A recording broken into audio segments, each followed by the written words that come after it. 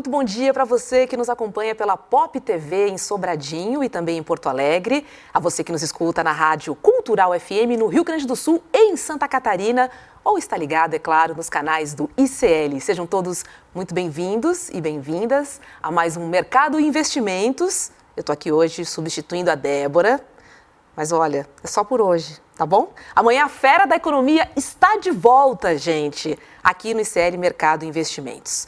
Bora lá para os destaques dessa segunda-feira, dia 23 de março? Vamos juntos então, ó. A Bolsa Brasileira, ela fechou o dia em forte queda e o dólar fechou em alta de 1,79%. A gente vai detalhar os impactos de sexta-feira daqui a pouquinho, em instantes. Outro assunto que nós vamos tratar, obviamente hoje, é sobre o petróleo e a crise no Oriente Médio. A Petrobras afirmou em nota que está operando em carga máxima e entregando todo o combustível produzido em suas refinarias. Esse assunto nós também vamos nos aprofundar daqui a pouquinho. Agora, gente, você quer ficar indignado junto comigo? Presta atenção no que eu vou dizer agora. Uma nova pesquisa do Procon de São Paulo revelou que a taxa média de juros no empréstimo pessoal chegou a 160,2% ao ano. 160,2% ao ano. Essa é uma das taxas mais caras do mundo. E já já a gente vai entrar no detalhe e comentar o impacto disso na sua vida. Vamos ver daqui a pouquinho também que saiu um levantamento sobre os super salários no Brasil e os bilhões impactados. A gente está falando de muito dinheiro. Olha, os custos podem chegar a 186 bilhões de reais. Isso em 10 anos. Um dinheiro que podia ser investido, né, em saúde, educação e todas as outras áreas deficientes do nosso país.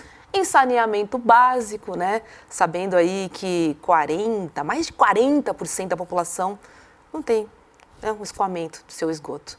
Tá aí um dinheiro que poderia ser muito bem investido para a nossa população. Vamos dar uma olhadinha como é que foi o mercado na sexta-feira, o fechamento. Vamos lá, gente. Foi um pregão, então, de muitas oscilações, né, durante o dia para a Bolsa Brasileira. O Ibovespa encerrou sexta-feira em forte queda, recuando 2,25%, fechando aos 176.219 pontos. E não foi só a Bolsa, não, tá? O dólar também, disparou 1,79% e chegou a R$ 5,30. Tudo isso refletindo a aversão ao risco por parte dos investidores, por causa, obviamente, da escalada do conflito no Oriente Médio.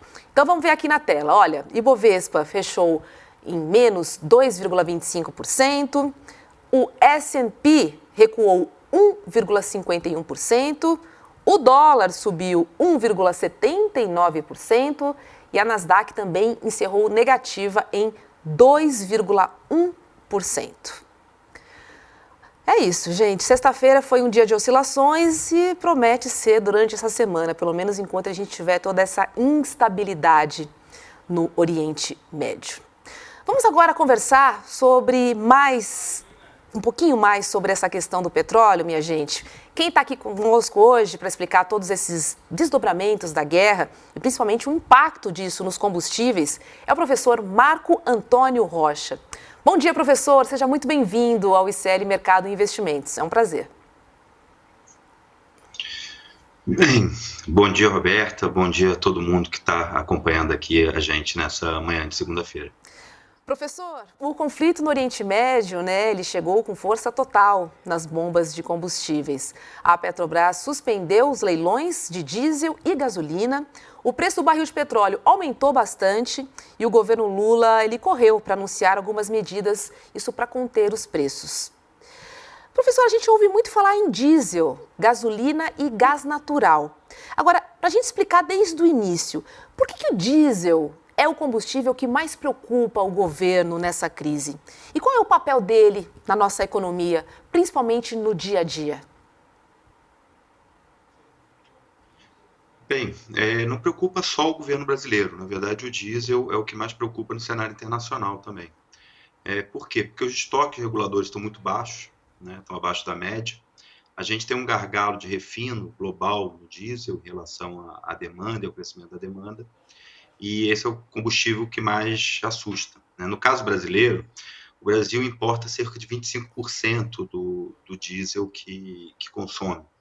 Então, ele é afetado não só pelo aumento do preço do combustível, mas também pelo aumento do preço do frete marítimo, dos preços dos seguros, etc. E tudo isso tem um impacto muito grande, principalmente no diesel, que é o que o Brasil, vamos dizer assim, é mais autossuficiente e tem maior, vamos dizer assim, risco no mercado internacional. O diesel afeta a gente, sobretudo, porque, né, grande parte da nossa malha logística é rodoviária.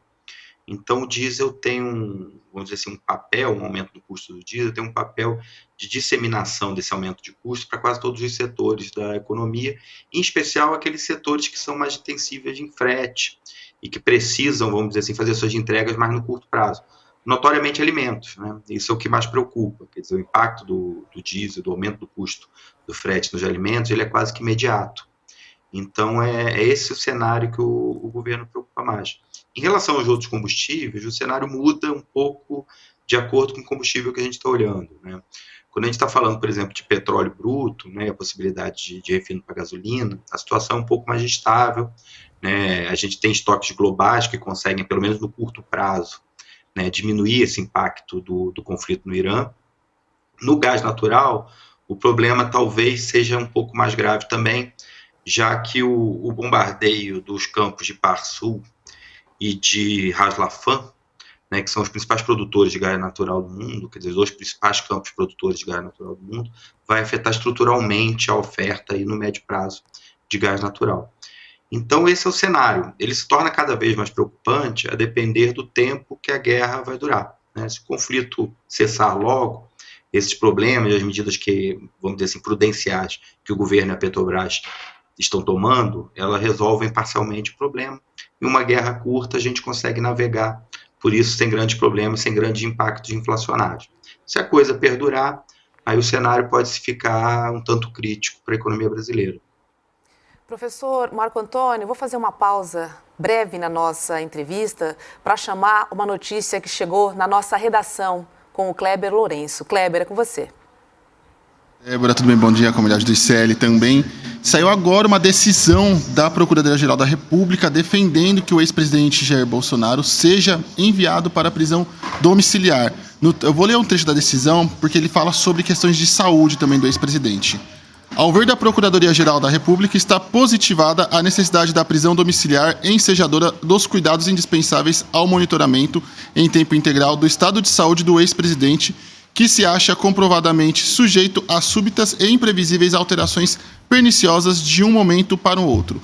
Vale ressaltar que Jair Bolsonaro foi mandado para o regime fechado também por violação das medidas cautelares, uma vez que ele já estava em prisão domiciliar e ele se envolveu naquele episódio que ele tentou romper o lacre da tornozeleira, e a Polícia Federal levantou indícios de que ele poderia estar tentando fugir do país para fugir na ocasião de uma eventual condenação. Vale ressaltar também que na prisão o ex-presidente Jair Bolsonaro tem cuidados médicos em período integral e um acompanhamento diário também da sua saúde.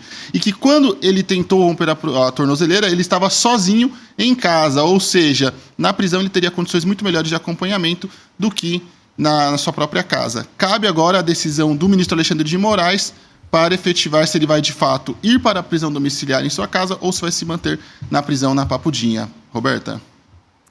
Obrigada, Kleber. Vamos aguardar, então, o posicionamento do ministro Alexandre de Moraes. Isso.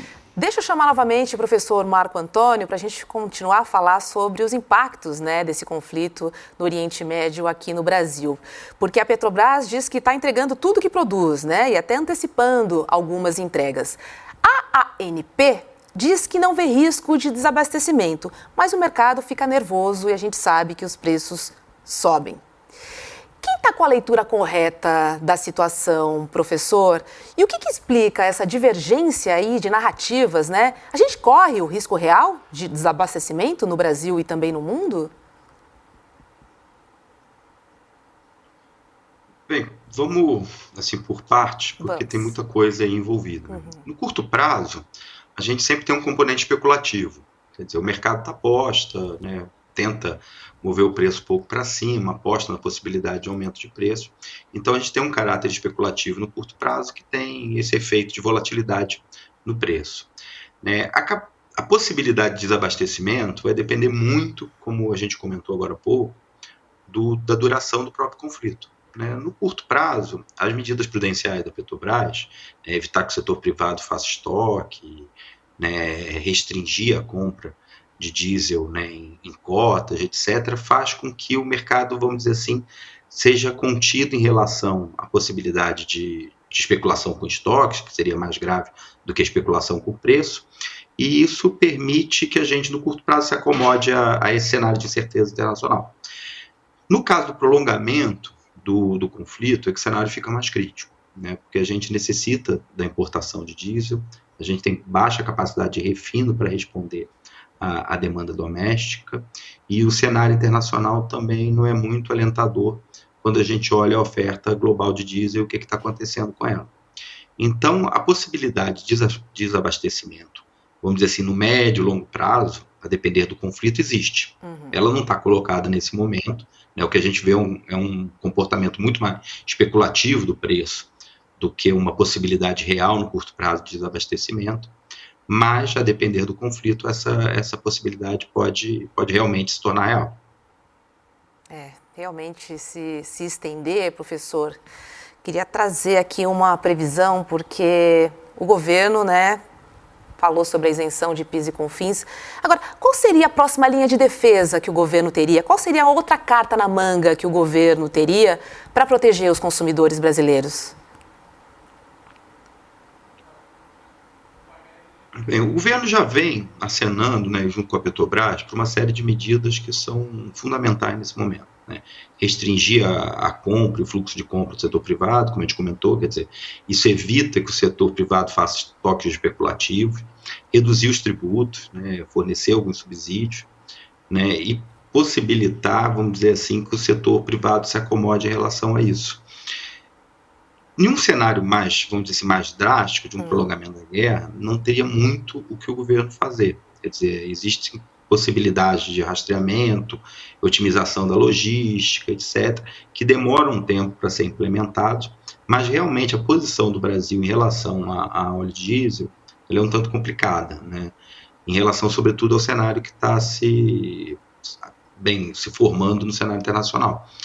Então, o que o governo pode fazer, ele já vem fazendo, e algumas medidas, vamos dizer assim, que podem acompanhar essas medidas já estão sendo planejadas. Mas, tirando isso, dentro da caixa de ferramentas que o governo pode usar, não sobra muita coisa. Né? Então, novamente, tudo vai depender, em relação ao cenário global, do tempo e da intensidade do conflito e da forma como ele pode ou não se espalhar para a região do Oriente Médio.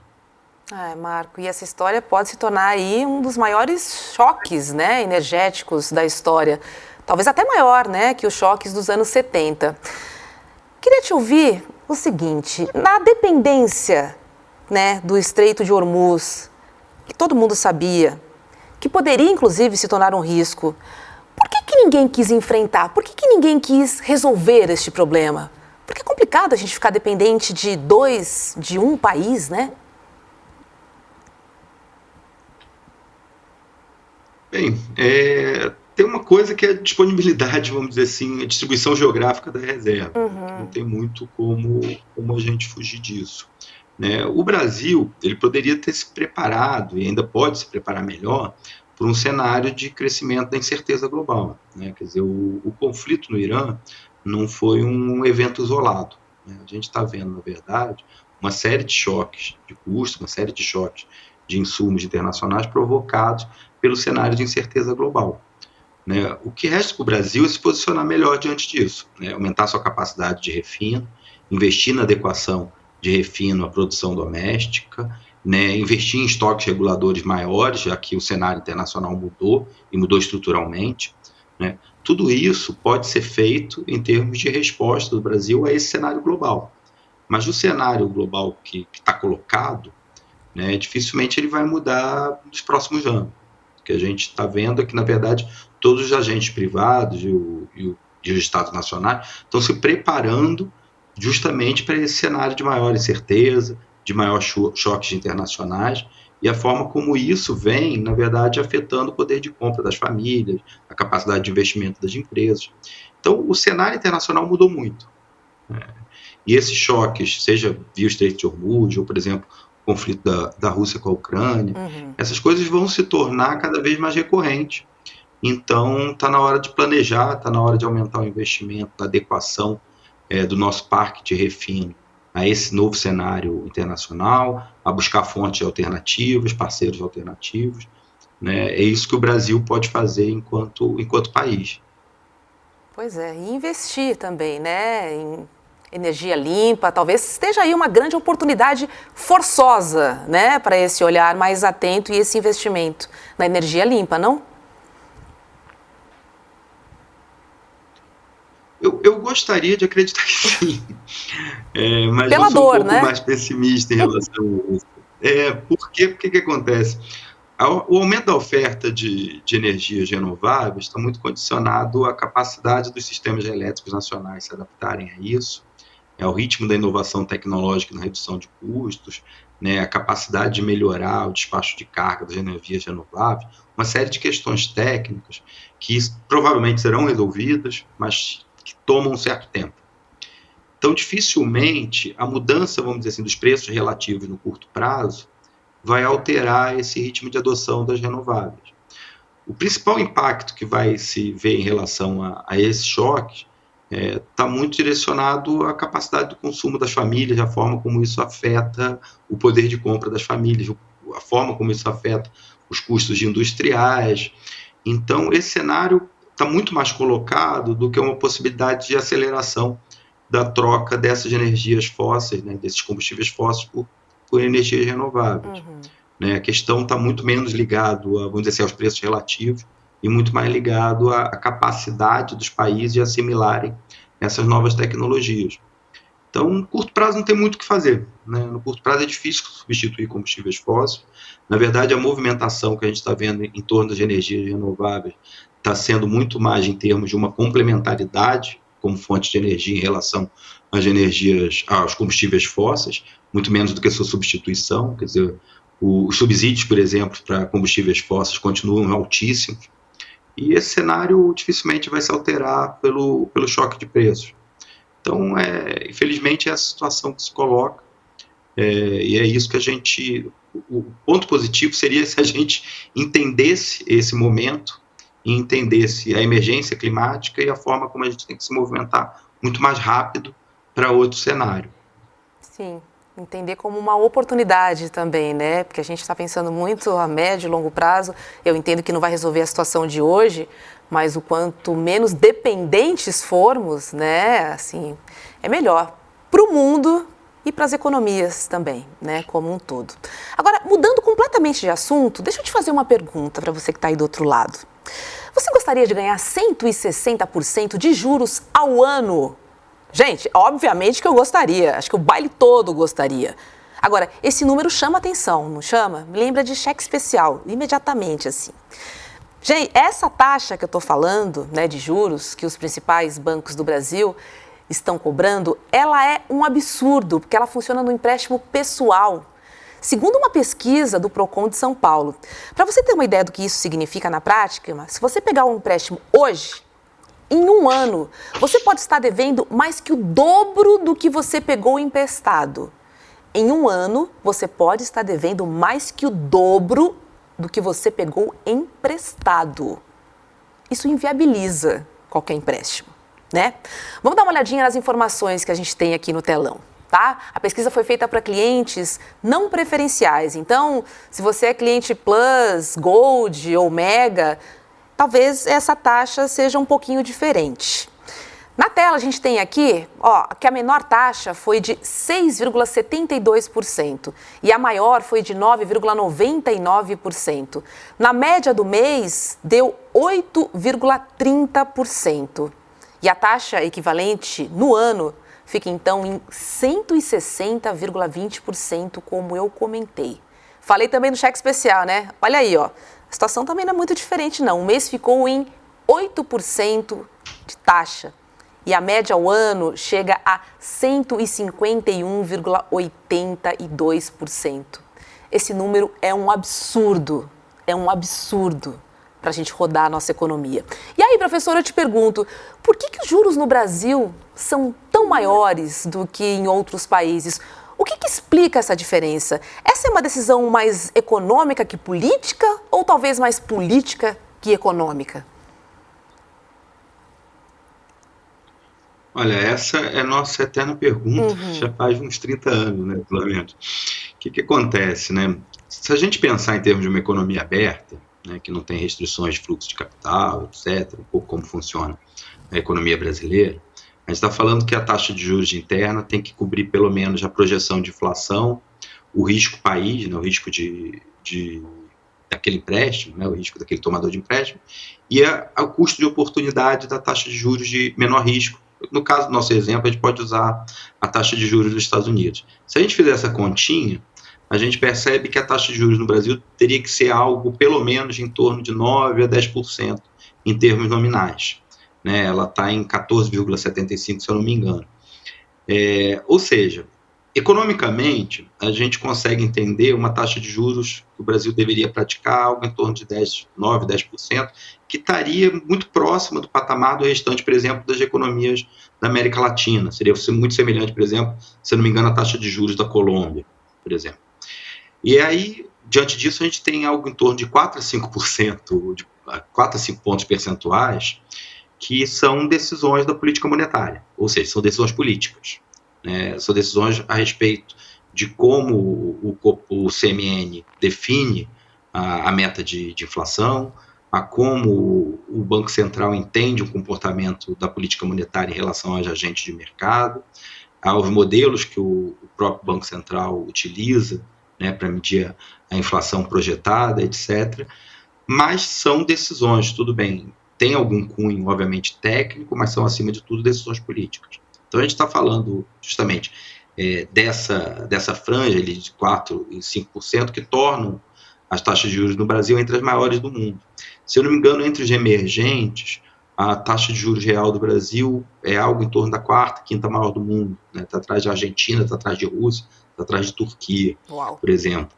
Né? Mas são países com opções muito especiais. Né? A Argentina está saindo de um processo hiperinflacionário, né? A Rússia está em meio a um conflito, e a Turquia está fazendo opções políticas também muito próximas, por exemplo, da prática de política monetária no Brasil.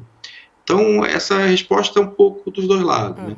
Se a gente for pensar no momento atual, né, uma questão central referente à taxa de juros no Brasil está relacionado à forma como o Banco Central definiu a meta de inflação e como ela está significando uma política monetária muito restritiva no Brasil nesse momento.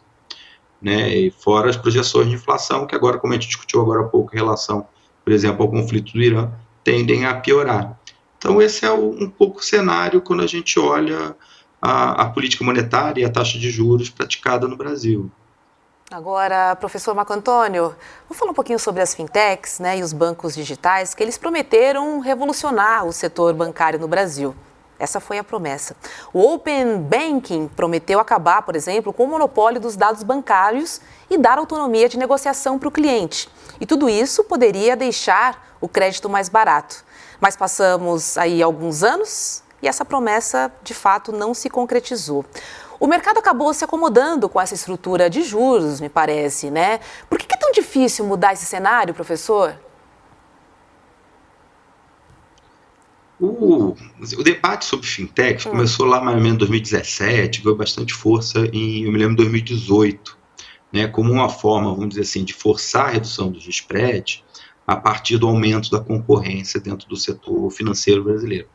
O problema é que concorrência, ela não é uma espécie de mantra ou de fadinha que você evoca e de repente ela aparece. Ela depende de condições estruturais de cada setor, né, o tamanho das empresas, né, o market share que essas empresas ocupam no setor, etc. Tudo isso são, vamos dizer assim, fatores estruturais que definem o padrão de concorrência que há dentro do setor. Quando a gente olha o setor bancário no Brasil, em especial a oferta de crédito, se a gente pegar os 5 grandes bancos brasileiros, eles alcançam algo em torno de 60% a 70% da oferta total de crédito. Em alguns segmentos, por exemplo, crédito imobiliário, isso passa dos 90%. Né? Então a gente está falando de vamos dizer, de um setor, de um mercado que estruturalmente é muito, muito concentrado.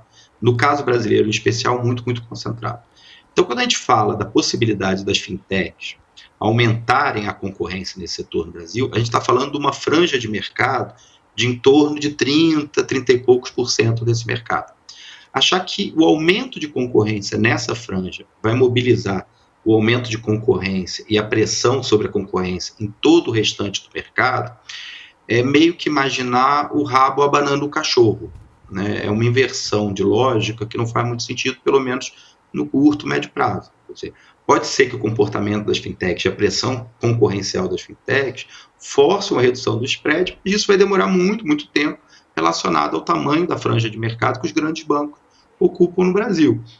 Então, essa promessa, né, das fintechs, na melhor das hipóteses, ela vai demorar muito, muito tempo para acontecer e forçar uma redução dos spreads no Brasil. O que a gente viu no curto prazo, na verdade, foi as fintechs entrando, reduzindo ali na margem esse spread bancário, mas se acomodando, na verdade, na lógica de um setor que é muito concentrado e que o poder de mercado dos grandes é muito alto.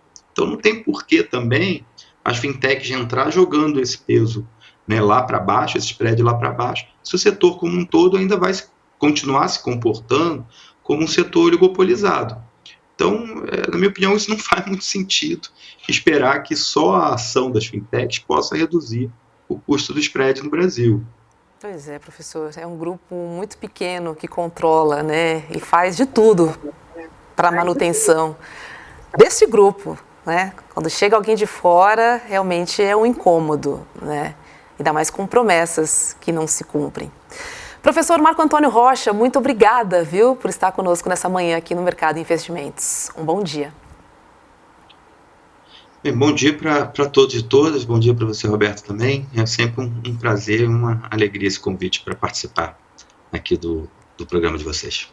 Obrigada, o prazer é nosso. Olha, o Banco Master já é o maior escândalo financeiro da história, né? Um golpe que ultrapassou todos os poderes. O maior esquema financeiro da história do Brasil está em curso, a gente está acompanhando todos os dias, né? Inclusive em PowerPoints, né? E a maioria das pessoas ainda não percebeu a real dimensão do que está acontecendo. Por isso, nós preparamos algo totalmente exclusivo com a cara do ICL. Um novo documentário original que, pela primeira vez, reconstrói de forma completa essa engrenagem bilionária. O doc te apresenta uma linha do tempo detalhada que revela como é que o esquema liderado por Daniel Vorcaro, como é que ele se expandiu, atravessou fronteiras e se infiltrou nos mais altos níveis de poder, do Congresso ao Judiciário, tá? O lançamento acontece no dia 31 de março, que é terça-feira que vem, às 8 horas da noite, com um evento especial apresentado por Eduardo Moreira e Débora Maganha. Mas você sabe, você precisa garantir a sua vaga. Então corre lá rapidinho em iclmercado.com.br, iclmercado.com.br.